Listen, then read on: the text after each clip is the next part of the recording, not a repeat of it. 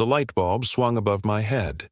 It was a single naked orb that burned a white hole in my vision. The smoke was thick. It tasted of stale tobacco and bitterness. My wrists were cuffed to the metal table. The steel bit into my skin. I tried to pull away, but the chain was short. The officer slammed his hand down. The sound echoed off the concrete walls. He shouted in my face. His breath smelled of garlic and cheap whiskey. I did not understand the words. I only understood the anger. I was 19 years old. I was supposed to be on a beach. I was supposed to be drinking buckets of neon cocktails. Instead, I was in a police station in Lame Chabang. The officer leaned close. He asked me where the girl was. He asked me why I came to the port with a ghost. I tried to speak. My throat was dry as sand. I told him her name was Maude. He laughed. It was a cruel sound. He threw a file on the table. It was empty.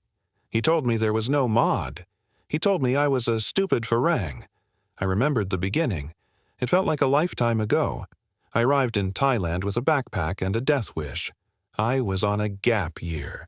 That was the lie I told my parents. The truth was, I wanted to disappear. I had my father's black credit card in my pocket. It had a limit that could buy a house. I hated it. I hated the money. I hated the expectation. I wanted to numb my brain until the Ivy League pressure faded away. I met her on Koh Larn. It was a small island near the city of Sin. I was sitting at a plastic table near the pier. I was 4 beers deep before noon. The sun was hammering down on my neck. Maude appeared out of the heat haze. She was not like the other girls. She wore jeans and a faded t-shirt. She did not wear makeup. She did not smile at me. She sat at the next table and ordered som tum. I watched her eat. She was precise. She was quiet. I offered to buy her a drink. I expected her to ask for a tequila. She asked for water. We sat in silence. The waves crashed against the pier. The smell of diesel from the ferry boats was strong. I felt a strange peace. She did not want anything from me. She did not care about my watch or my shoes. We started talking. She spoke broken English. She told me her name was Maude. It meant aunt. She said she was small and worked hard. I told her my name was Logan. I did not tell her I was rich. I told her I was lost. She looked at me with black eyes. She told me she could see a shadow on my heart. She told me I needed to make merit. We spent the next 2 weeks together. She became my shadow. We moved from the island to the mainland. I paid for everything. I drank until I blacked out. Maude was always there when I woke up. She wiped the vomit from my face. She fed me rice soup. She guided me through the neon streets when I could not walk. I felt like a king. I felt like I had found the one person who saw the real me. But there were signs. I was too drunk to see them. Maude never used a phone. She said she lost it. She refused to take photos. She told me cameras steal a piece of the soul. She was obsessed with the spirit houses. Every hotel we passed, she would stop. She would weigh to the little wooden shrines. She would leave red Fanta and jasmine garlands. She told me the spirits were angry with her. She said she had bad karma. She said she needed to build a grand spirit house in her village. She said it cost 50,000 baht. I laughed. I was drunk on whiskey and arrogance. I pulled out my father's card. I told her I could buy her 10 spirit houses. I waved the card in the air. She did not laugh. Her eyes locked onto the plastic. She studied the numbers. She memorized the security code while I fumbled with the bill. One morning, she woke me up. She was shaking. Her face was pale. She told me we had to leave Pattaya. She said bad men were looking for her. She said she had a gambling debt from before we met. She said the sharks would kill her if they found her. I felt a surge of adrenaline. It cut through my hangover. This was real danger. This was not a classroom debate. I told her I would protect her. I felt noble. I felt like a hero. She said we had to go to Lem Chabang. It was a port city. She said she had an aunt there who could hide us. We took a taxi. The scenery changed. The beaches disappeared. The hotels disappeared. They were replaced by concrete walls and barbed wire. Lam Chabang was ugly. It was industrial. The skyline was dominated by massive cranes that looked like metal dinosaurs. They lifted shipping containers into the sky. The air was thick with soot and exhaust fumes. The noise was constant. Trucks roared past us. The ground shook. We checked into a motel near the container yard. The room smelled of mold and stale cigarettes. The sheets were gray. I did not care. I felt like we were fugitives. I ordered a bottle of whiskey from the front desk. I drank to calm my nerves. Maude sat by the window. She peered through the blinds. She jumped at every sound. We stayed in that room for 3 days. The isolation was suffocating. I watched the trucks drive by. I watched the ships in the harbor. I started to feel paranoid. I went out to buy cigarettes. A black pickup truck slowed down next to me. The windows were tinted dark. I could not see the driver. The truck crawled along the curb. My heart raced. I walked faster. The truck matched my pace. I turned a corner. The truck followed. I started to run. I ran back to the motel. I locked the door and pushed a chair against it. Maude asked me what was wrong. I told her about the truck. She started to cry. She said they had found us. She said it was the loan sharks. That night the knock came. It was heavy and demanding. I stood up. I was dizzy from the alcohol. I grabbed an empty bottle as a weapon. I opened the door. 2 men pushed into the room. They were Thai. They were thick and muscular. They wore leather jackets even though it was hot. One of them had a scar across his cheek. They ignored me. They went straight for Maude. They grabbed her by the hair. She screamed. I swung the bottle. The scarred man caught my arm. He twisted it. I dropped the bottle. He shoved me onto the bed. He pulled a knife. The blade was long and jagged. He pointed the knife at my throat. He shouted at Maude. He asked for the money. Maude was sobbing. She was on her knees. She begged them for time. She said she would pay. The man laughed. He pressed the tip of the knife against my skin. I felt a sting. A drop of blood trickled down my neck. He told me I had to pay. He said the debt was hers, but the life was mine. He demanded 200,000 baht.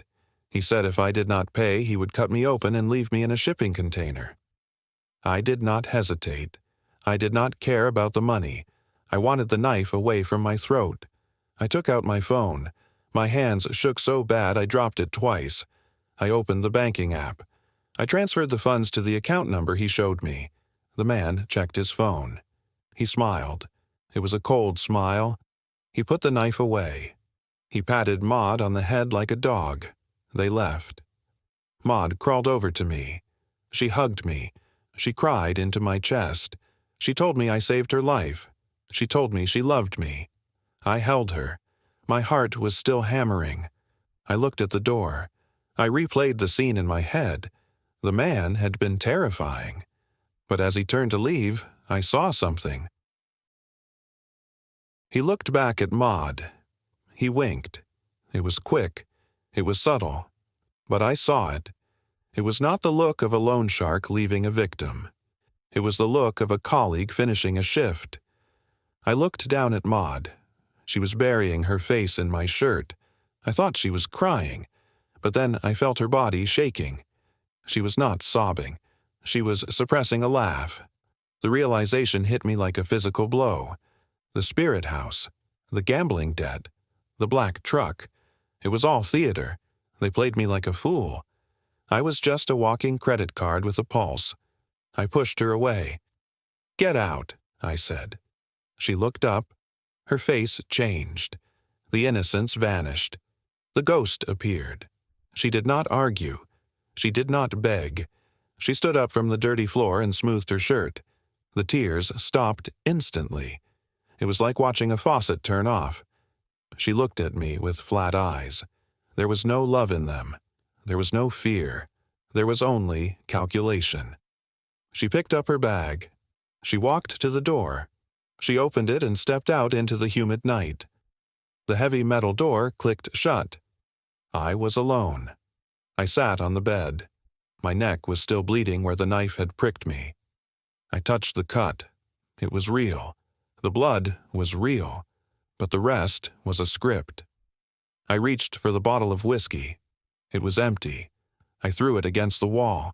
It shattered. The sound was satisfying. I checked my banking app. I wanted to see the damage. I wanted to see the zero. The screen refreshed. The balance was gone. But it was worse. There were pending transactions. Jewelry stores, gold shops, construction suppliers. She had not just taken the 200,000. She had memorized the numbers. She had the CVV. While I was sleeping. While I was drunk. She had been draining the account dry. I laughed. It was a wet, choking sound. I was 19. I was a student. I thought I was deep. I thought I was finding myself. I found nothing but a bill. I ran out of the room. I ran into the parking lot. The air was thick with diesel and salt. I screamed her name. "Maude!" A dog barked in the distance. A truck rumbled past on the highway. There was no answer. She was gone. She was a ghost. I spent the night wandering the port. I was drunk on rage and leftover adrenaline.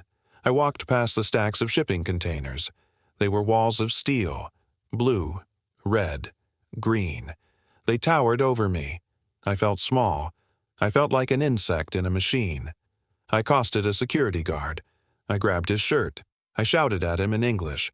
I asked if he saw a girl. I described her. Small, jeans, black hair. He pushed me away. He spoke in Thai. He looked at me with disgust. I was just another drunk Farang losing his mind. I kept walking. I found a bar near the workers' entrance. It was a shack made of corrugated iron. I went in. I demanded a drink. I did not have cash. I slapped my credit card on the counter.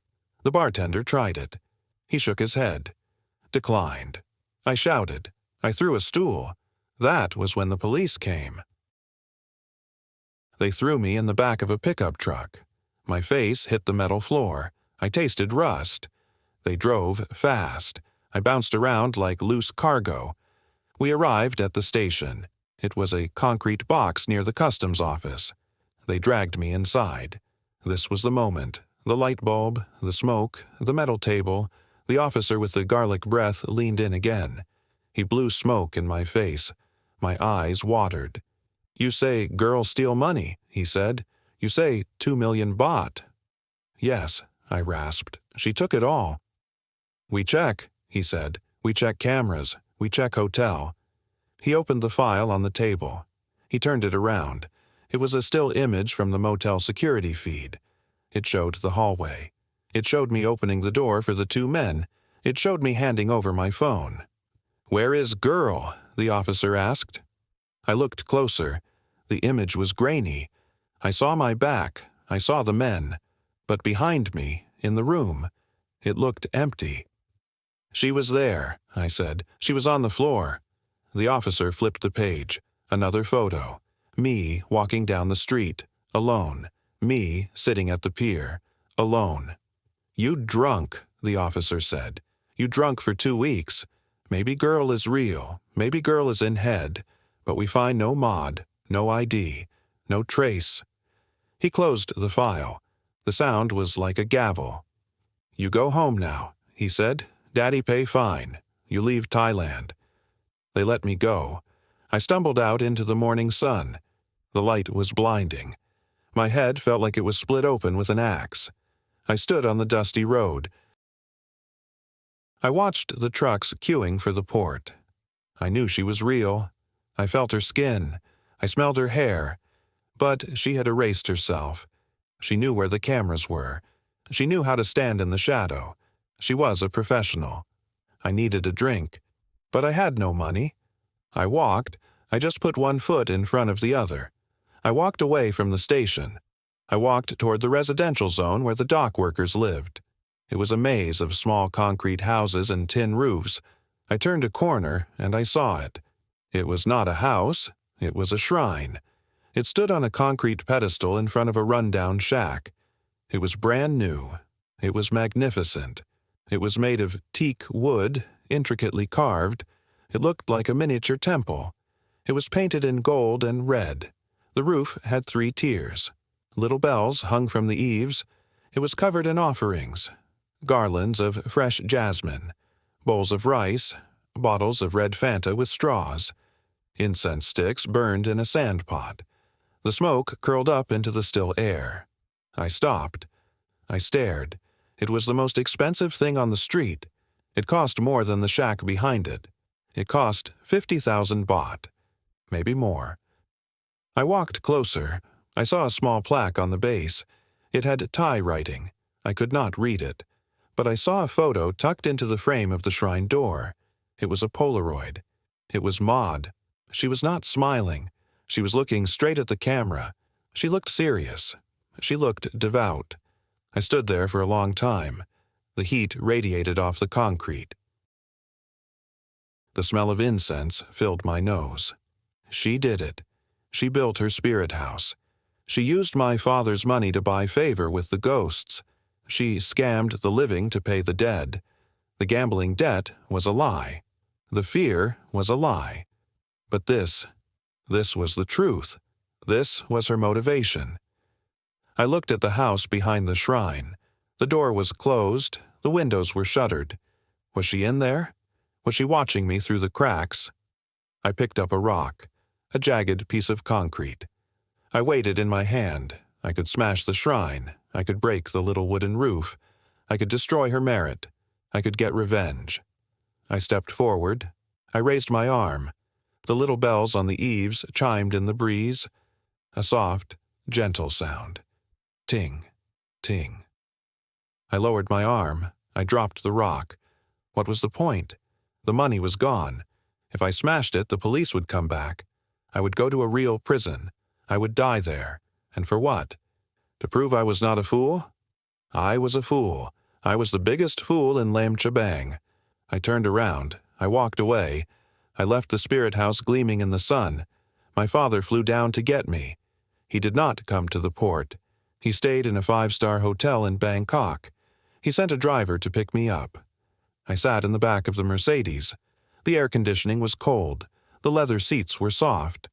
I looked out the window as we sped away from the coast.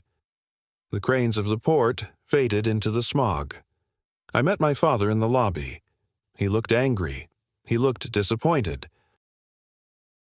He asked me what happened. He asked me how I spent $50,000 in a month. I looked at him. I looked at his expensive suit. I looked at the worry in his eyes. I could tell him the truth.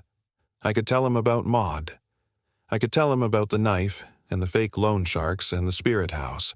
I could tell him I was weak and naive and I almost got killed, but that was too ugly. That was too real. I smiled. It was a weak smile, but it worked. "I'm sorry, Dad," I said. "I met some guys. We invested in a business, a beach club. It went bad. The local partners, they pushed us out." My father sighed. He shook his head. The tension left his shoulders. He understood bad business. He understood losing money on a venture. That made sense to him. It was a masculine failure, a respectable failure. "You're an idiot, Logan," he said, "but you're alive. Let's go home." We flew first class. I drank champagne. I ate warm nuts. I watched a movie about superheroes. I looked at my reflection in the dark window. I looked the same, but I felt the ghost of the knife on my neck. I felt the humidity of the port. I closed my eyes.